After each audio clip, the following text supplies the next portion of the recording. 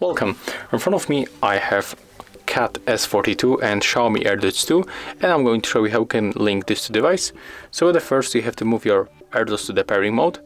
There are two ways. When you open them, they will be already in the pairing mode. Unfortunately, in my case, it's not going to happen, so I'm going to move them manually. We have to click and hold both earbuds like that, and take a look on the indicator. Now just release when you got the red color, and when it blinks on the white color, you have to move to the Bluetooth settings and pair them. Click to pair new device. As you can see, here they are, so tap on them, accept pair, and as you can see, finally we are connected. So, if you find this video helpful, remember to leave a like, comment and subscribe to our channel.